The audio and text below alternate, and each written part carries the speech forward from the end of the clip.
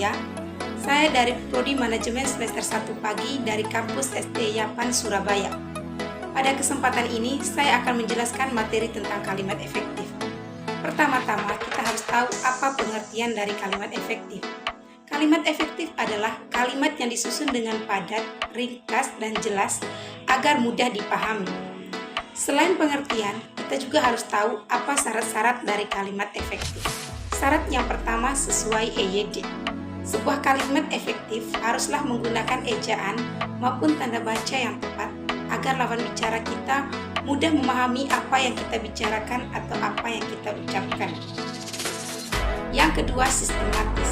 Sebuah kalimat paling sederhana memiliki susunan subjek dan predikat, kemudian ditambahkan dengan objek dan pelengkap hingga keterangan.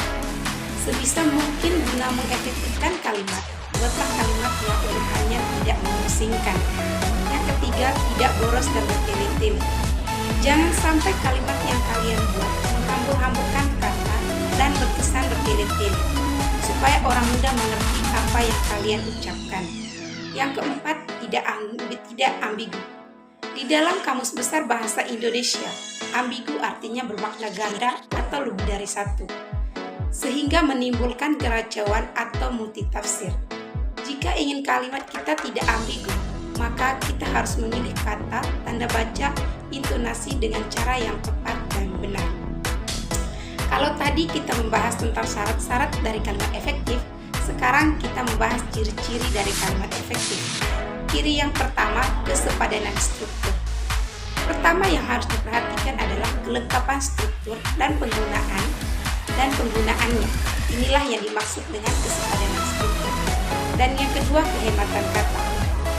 Karena salah satu syarat kalimat efektif adalah ringkas dan tidak bertele-tele, kalian tidak boleh menyusun kata yang bermakna sama di dalam sebuah kalimat.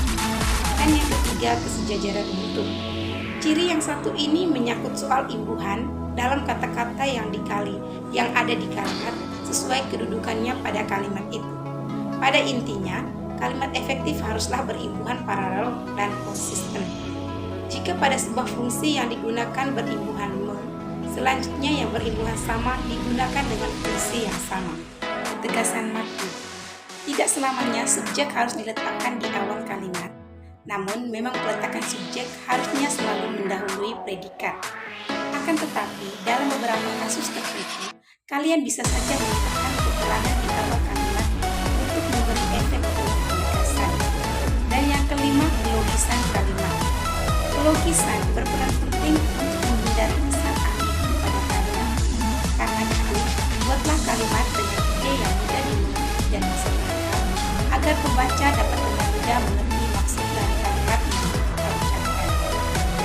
Yang terakhir, contoh dari kalimat efektif. Dalam kalimat tidak efektifnya, agar supaya naik kelas, kita harus belajar dengan tekun. Diubah ke kalimat efektif. Supaya naik kelas, kita harus belajar dengan tekun. Contoh yang kedua, kedua pihak saling tuduh-menuduh. Diubah ke kalimat efektifnya, kedua pihak saling menuduh. Itu saja video singkat dari saya, semoga bermanfaat untuk kita semua. Terima kasih telah menyaksikan video ini.